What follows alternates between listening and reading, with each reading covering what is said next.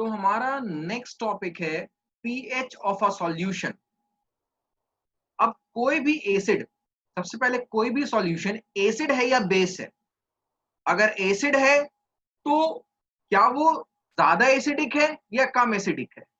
अगर वो बेस है तो क्या वो ज्यादा बेसिक है या कम बेसिक है। ये सब पता कैसे चलता है? तो इसके लिए हमारे पास एक टर्म होता है pH, small P capital H. ठीक है। तो किसी भी एसिड का या बेस का जो स्ट्रेंथ होता है वो कैसे मेजर किया जाता है? उनके पीएच वैल्यूज से मेजर किया जाता है। देखो, पीएच का मतलब होता है पावर ऑफ हाइड्रोजन, को हम क्या बोलते हैं? पीएच। बेसिकली एक जर्मन वर्ड होता है, ये एक जर्मन वर्ड है जो है पोटेंस, POTENZ। ठीक है। तो पीएच जो है एक जर्मन टर्म का शॉर्ट फॉर्म है, लेकिन अगर उसका हम इंग्लिश में मतलब निकाले तो वो होता है power of hydrogen. That is किसी भी सॉल्यूशन की पीएच वैल्यू उसमें प्रेजेंट हाइड्रोजन आयन के कॉन्सेंट्रेशन पे डिपेंड करता है। ठीक है। किसी भी सॉल्यूशन के पीएच वैल्यू, देखो हर सॉल्यूशन का एक पीएच वैल्यू होता है जिससे हम अंदाजा लगाते हैं कि वो एसिडिक है या बेसिक है, ज्यादा एसिडिक है कम एसिडिक है, ये सभी बात हम अंदाजा लगाते हैं। तो किसी भी सॉल्यूशन का जो पीएच वैल्यू है वो उस सॉल्यूशन में प्रेजेंट H प्लस आयन के कॉन्सेंट्रेशन पे डिपेंड करता है। ठीक है। अभी मैंने पीछे डिस्कस क्या किया था कि हर एक सॉल्यूशन में, चाहे सॉल्यूशन कैसा भी हो, उसमें दोनों OH माइनस आयन भी होते हैं और H प्लस आयंस भी होते हैं। ठीक है। तो इसका क्या मतलब हुआ कि सभी सॉल्यूशन में H प्लस आयंस होते हैं। अब वो जो H प्लस आयंस हैं वही डिटरमाइन करते हैं कि उस सॉल्यूशन का पीएच क्या होगा। ठीक है। तो क्या कंक्लूजन निकला कि किसी भी सॉल्यूशन का जो पीएच है वो किस बात पे डिपेंड करता है?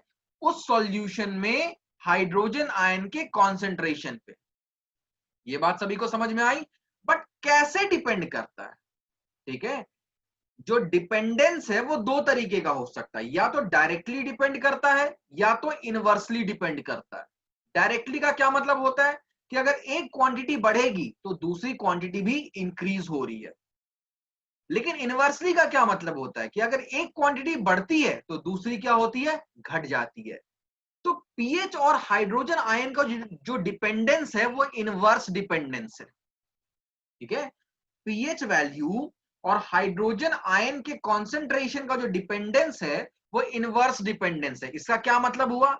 इसका ये मतलब हुआ, इसको हम ऐसे लिख सकते हैं कि जो पीएच होता है वो इनवर्सली प्रोपोर्शनल होता है हाइड्रोजन आयन के कॉन्सेंट्रेशन पे। इसका क्या मतलब हुआ भाई? इसका ये मतलब हुआ कि जब हाइड्रोजन आयन का कॉन्सेंट्रेशन बढ़ता है तो पीएच जो है वो घट जाता है, और जब हाइड्रोजन आयन का कॉन्सेंट्रेशन डिक्रीज होता है उस केस में पीएच की वैल्यू क्या होती है? इंक्रीज होती है।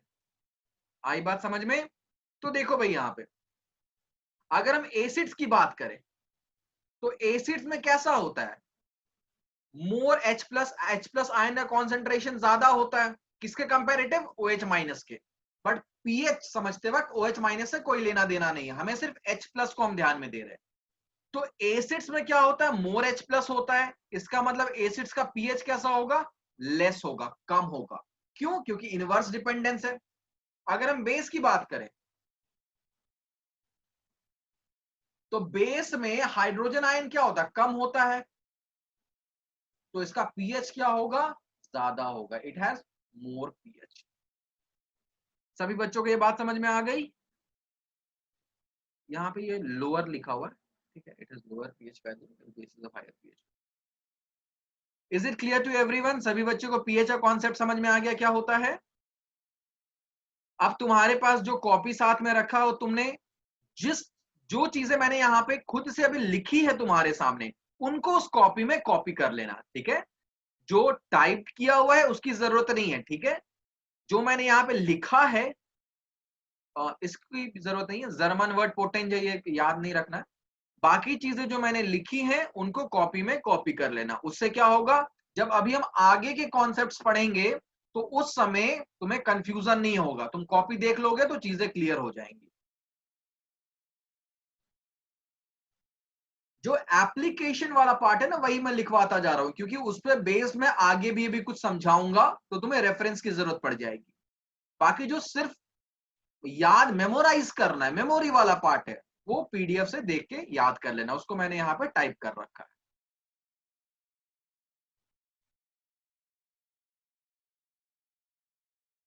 सभी बच्चों ने कॉपी कर लिया? समझ में आ गया पीएच का क्या कॉन्सेप्ट होता है? कोई डाउट है तो यहां पे क्लियर कर लो भाई।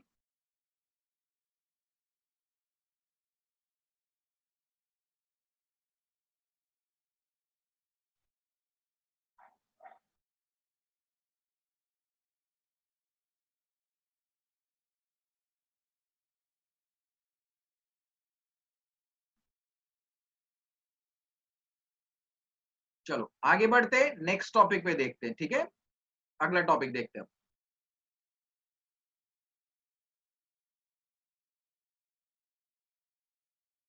अब ये जो पीएच की वैल्यू है उसको मेजर करने के लिए हमारे पास एक स्केल होता है, ठीक है? जैसे मान लो किसी चीज का लेंथ मेजर करना है तो उसके लिए क्या होता है, एक स्केल होता है। किसी चीज के वेट को मेजर करना है तो उसके लिए क्या होता है, हमारे पास एक बैलेंस होता है, वेट बैलेंस, तराजू जिसको हम बोलते हैं, ठीक है? या वेइंग मशीन होता है। तो किसी चीज को मेजर करने के लिए हमारे पास क्या होता है, एक स्टैंडर्ड, एक रेफरेंस होता है। तो उसी तरह से पीएच को मेजर करने के लिए भी क्या होता है, हमारे पास एक पीएच स्केल होता है, ठीक है? ये पीएच स्केल जो है वो 0 से 14 तक वेरी करता है। पीएच स्केल की जो वैल्यू है ये 0 टू 14 वैरी करती है, ठीक है? पीएच की मिनिमम वैल्यू क्या होती है, 0। मैक्सिमम वैल्यू क्या होती है, 14। अब 0 का क्या मतलब है भाई, पीएच सबसे कम है। पीएच सबसे कम का क्या मतलब हो गया, H प्लस आयन सबसे ज्यादा है, तो इसका मतलब दिस इज एसिडिक। पीएच की वैल्यू 14 होने का क्या मतलब है, पीएच मैक्सिमम है। तो पीएच अगर हाइयर है तो H प्लस का कॉन्सेंट्रेशन क्या होगा, मिनिमम होगा। तो ये कैसा होता है, बेसिक होता है।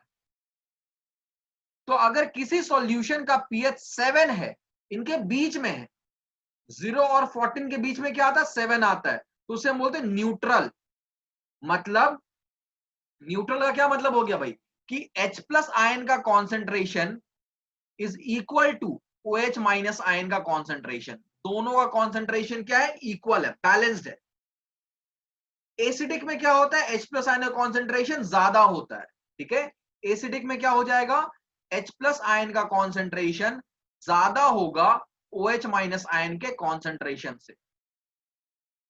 और बेसिक में क्या होगा, H प्लस आयन का कॉन्सेंट्रेशन कम होगा OH माइनस आयन के कॉन्सेंट्रेशन से। तो अगर 7 आ रही है पीएच की वैल्यू तो वो न्यूट्रल है, जितना H प्लस है उतना ही OH माइनस है। अगर हम बात जैसे डिस्टिल्ड वाटर, डिस्टिल्ड वाटर क्या होता है, न्यूट्रल होता है। अगर हम 7 से कम आए, वैल्यू जैसे जैसे कम हो रही है, पीएच वैल्यू कम हो रही है, तो क्या होगा, वो एसिडिक होता जाएगा। और अगर 7 से ऊपर जाए तो उस केस में वो सॉल्यूशन कैसा होगा, बेसिक होगा, ठीक है? ये बात सभी को समझ में आ रही है? कुछ पूछना है यहां पे? देखो, तो ये डायग्राम एनसीईआरटी में है। पहला सबसे टॉप वाले डायग्राम की मैं बात कर रहा हूं। H प्लस आयन तुम्हें क्या दिख रहा है, देखो जो ब्लू वाला पार्ट है वो क्या हो रहा है, जैसे जैसे हम आगे बढ़ रहे हैं ब्लू वाला पार्ट क्या हो रहा है, डिक्रीज होता जा रहा है। तो H प्लस आयन जैसे जैसे घटता जाएगा वैसे वैसे पीएच की वैल्यू क्या होगी, बढ़ते जा रही है, ठीक है? अब देखो एक्चुअल में ये पीएच स्केल होता कैसा है, कैसा दिखता है ये पीएच स्केल? पीएच स्केल कुछ भी नहीं होता है, एक ऐसा चार्ट होता है। पीएच स्केल क्या होता है, एक चार्ट होता है, ठीक है? वो चार्ट में क्या होता है, ऐसे ये जैसे ये जो चार्ट तुम्हें नीचे दिया हुआ है, ये है तुम्हारा पीएच स्केल का एक रेफरेंस। एक चार्ट दिया हुआ होता है जिसमें अलग अलग कलर के सामने अलग अलग नंबर्स लिखा हुआ होता है, ठीक है? जैसे तुम यहां देख रहे हो, ये 0 है, इस कलर के साथ 1 है, ये कलर के साथ 2 नंबर है, इसके साथ 3 है। उसी तरह डार्क ब्लू जो है वो कैसा हो गया, 14 है। तो अब इसको समझो ये एक्चुअल में होता क्या है। ठीक है, ये चार्ट से हम पीएच वैल्यू निकालते कैसे हैं, इस चार्ट से हम पीएच वैल्यू कैसे निकालते हैं। तो देखो भाई, जब इस चैप्टर की शुरुआत हुई थी तो हमारा सबसे पहला टॉपिक क्या था, इंडिकेटर्स। ठीक है, इंडिकेटर ऐसे सब्सटेंस होते हैं जो अलग अलग टाइप के सॉल्यूशन में अलग अलग बिहेवियर दिखाते हैं। जैसे जब हमने लिटमस पेपर की बात की थी, तो लिटमस पेपर क्या होता है, बेसिक में ब्लू होता है और एसिडिक में रेड कलर का होता है। उसी तरह से बहुत सारे इंडिकेटर्स की मैंने बात की थी। ठीक है, एक चार्ट दिया था। तो इन सभी इंडिकेटर्स को क्या किया जाता है, मिला के, ओके चिन्मय, तो इन सभी इंडिकेटर्स को क्या किया जाता है, मिला के बनाया जाता है एक यूनिवर्सल इंडिकेटर।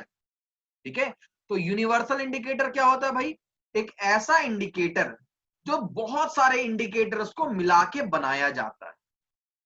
जनरली इस यूनिवर्सल इंडिकेटर को एक पेपर फॉर्म में बनाया जाता है। ठीक है, एक पेपर की तरह बनाया जाता है। वो पेपर दिखने में कैसा होता है, व्हाइट कलर का होता है। ठीक है, व्हाइट कलर का एक पेपर, टिश्यू पेपर की तरह वो दिखेगा। उसमें जैसे अब मान लो हमारे पास एक सॉल्यूशन है, हमें जानना है सॉल्यूशन का पीएच वैल्यू क्या है, तो हम उस सॉल्यूशन को ड्रॉप वाइज क्या करेंगे, उस पेपर पे डाल देंगे। ठीक है, हमारे पास एक पतला स्ट्राइप ऑफ पेपर होगा, उस पे क्या करेंगे, उस सॉल्यूशन को हम ऐड करेंगे, ऊपर से एक बूंद हम उस पे गिरा देंगे। तो क्या होगा, जो पेपर जहां पे वो सॉल्यूशन गिरा है वहां पे क्या होगा, एक कलर चेंज हो जाएगा। ठीक है, एक कलर जनरेट होगा। अब वो कलर को हम इस चार्ट से मैच करेंगे कि वो कलर इस चार्ट में कौन से कलर से मैच कर रहा है, और उसके कॉरस्पॉन्डिंग जो वैल्यू होगी वही होगी हमारी पीएच वैल्यू। बात आई समझ में, क्या होता है पीएच पेपर और किस तरह से पूरा बनाया जाता है। किसी बच्चे को कोई डाउट यहां पे? ठीक है, तो हमने क्या देखा कि पीएच मेजरमेंट करने के लिए हमारे पास जो सबसे इजीली अवेलेबल तरीका होता है वो होता है यूनिवर्सल इंडिकेटर। ठीक है, उसको एक पेपर फॉर्म में तैयार किया जाता है। तो हमारे पास एक पेपर होता है, पतला सा स्ट्राइप ऑफ पेपर होता है। उसमें जैसे ही हम कोई भी सॉल्यूशन ऐड करते हैं, एक ड्रॉप जैसे उस पर हमने गिराया, तो क्या होगा, उस पेपर में जहां तक जितने दूर में वो सॉल्यूशन गिरा है वहां पे एक कलर जनरेट हो, एक कलर फॉर्म कर जाएगा। उस कलर को इस चार्ट से हम मैच करेंगे और देखेंगे वो जो कलर आया उससे कॉरेस्पॉन्डिंग वैल्यू क्या है।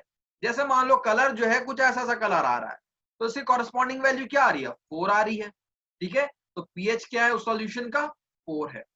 ठीक है, इसके अलावा और भी बहुत सारे तरीके होते हैं पीएच वैल्यू कैलकुलेट करने का। ठीक है, इट इज ये सबसे बेसिक तरीका है पीएच वैल्यू कैलकुलेट करने का। ठीक है, बहुत सारे अलग अलग तरीके भी होते हैं। यहां तक बात आ गई सभी को समझ में, कोई डाउट? जपनी चीजें समझ में आ रही है?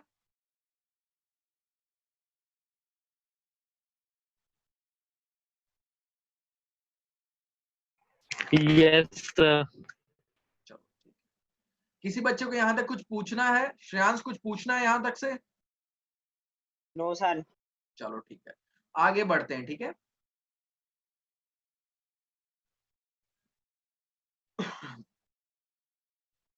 अब एक सवाल है यहां पे, मैं 2 मिनट दे रहा हूं, सोचो इस बारे में। What will happen to the pH value in following case. अगर हमारे पास एक एसिड है, ठीक है, उस एसिड को हमने डाइल्यूट किया, तो पीएच वैल्यू पे क्या फर्क पड़ेगा।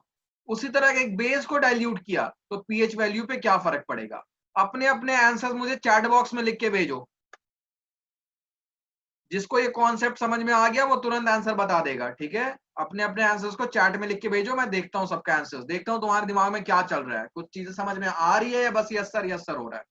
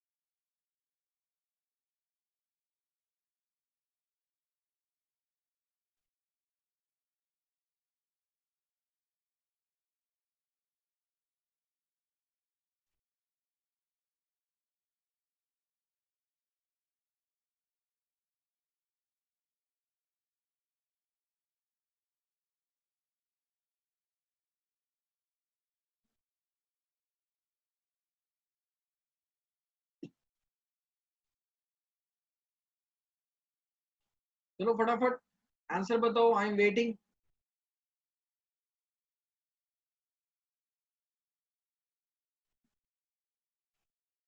बहुत लॉजिकल है, बहुत लॉजिकल है, सोचो, थोड़ा सा सोचो। एसिड में सोचो, एसिड की खास बात क्या होती है, बेस की खास बात क्या होती है, डाइल्यूशन पे क्या फर्क पड़ता है। ठीक है, मिला के मैंने बताया, क्वेश्चन बहुत कंबाइंड है। एसिड की क्या खास बात होती है, डाइल्यूशन से एसिड पे क्या फर्क पड़ता है, और उसी से हम निकाल देंगे कि पीएच क्या होता है। तो लास्ट क्लास और इस क्लास का ये कंबाइंड है कॉन्सेप्ट।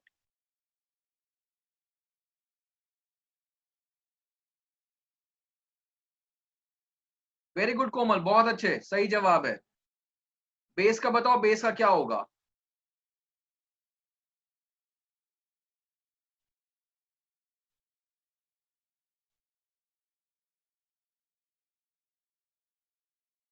बहुत अच्छे सिमरन, तुम्हारा भी जवाब बहुत सही है। हर्ष ने भी सही जवाब दिया है। निशांत, सवाल यह है कि एक सवाल तुम्हारे सामने रखा हुआ है, what will happen to pH value in the following case. ठीक है, पीएच वैल्यू पे क्या फर्क पड़ेगा अगर एसिड को पहला केस, अगर एसिड को डाइल्यूट किया गया तो पीएच वैल्यू पे क्या फर्क पड़ेगा। उसी तरह से दूसरा है कि अगर बेस को डाइल्यूट किया गया तो पीएच वैल्यू पे क्या फर्क पड़ेगा। सोच के बताना, लास्ट क्लास और इस क्लास का क्या है कॉन्सेप्ट, कंबाइन करके मैंने पूछा है।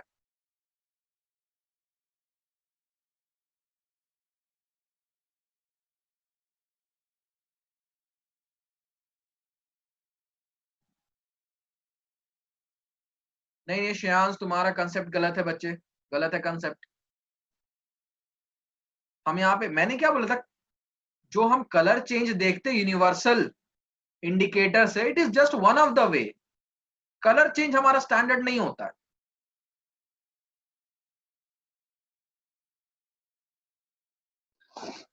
Sir H plus ion decrease होंगे एसिड के केस में। तो पीएच पे क्या फर्क पड़ेगा।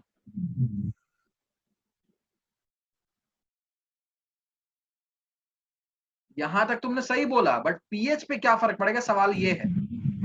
पीएच इंक्रीज होगा। इंक्रीज होगा, बहुत अच्छे। हर्ष, तुम चीजें सही बता रहे हो, बट तुम एक आंसर में लिख रहे हो लेस देन 7। भाई लेस देन 7 तो पहले ही था ना, बेस था तो पहले ही तो लेस देन 7 था वो। ठीक है, तुम्हें 7 को स्टैंडर्ड मानते हुए काम नहीं करना है भाई। तुम्हें ये जनरल बताना है कि बढ़ेगा या घटेगा, सिंपल सी बात है, बढ़ेगा पीएच या घटेगा पीएच, बढ़ेगा तो क्यों बढ़ेगा, घटेगा तो क्यों घटेगा। ऑलमोस्ट सभी बच्चों ने जवाब दे दिया। निशांत, तुम भी बताओ।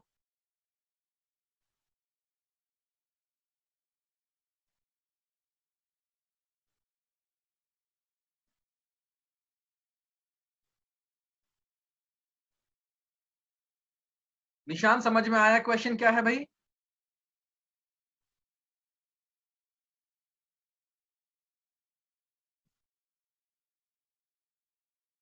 चलो, अब इसका मैं आंसर बताता हूं।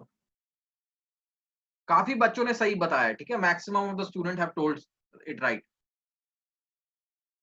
एसिड इज डाइल्यूटेड, ठीक है, जब एसिड को डाइल्यूट किया जाएगा तो क्या होता है, concentration of H plus ion, ये क्या हो जाता है, डिक्रीज कर जाता है। और अगर H plus ion concentration decrease कर गया तो इसका क्या मतलब होगा, 10 पीएच वैल्यू इंक्रीजेस। जपनीत, अपनी एक गलती देखो, तुमने क्या कहा था, number of H plus ion decreases.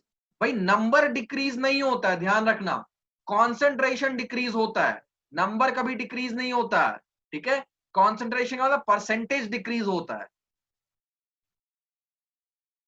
ठीक है, जब भी एसिड को, बच्चों ये बात ध्यान में रखना, इस चीज को ध्यान में रखना, जब हम एसिड को डाइल्यूट करते हैं तो H प्लस आयन का नंबर कम कभी नहीं होता है, नंबर कम कभी नहीं होता है। बस क्या होता है कि क्योंकि वाटर मॉलिक्यूल ज्यादा आ गए हैं तो उनकी डेंसिटी कम हो गई है, इसका मतलब कॉन्सेंट्रेशन कम हो गया। नंबर लिखोगे, नंबर कट जाएंगे, ठीक है, कॉन्सेंट्रेशन टर्म हमेशा लिखना है।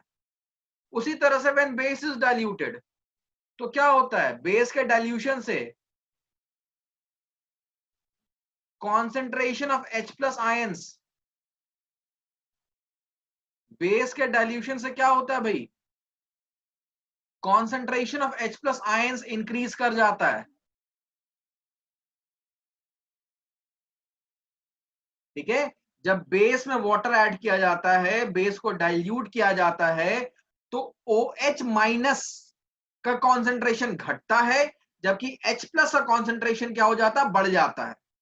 तो हमें तो पीएच के लिए सिर्फ H प्लस देखना है, तो concentration of H plus increases तो पीएच वैल्यू डिक्रीजेस।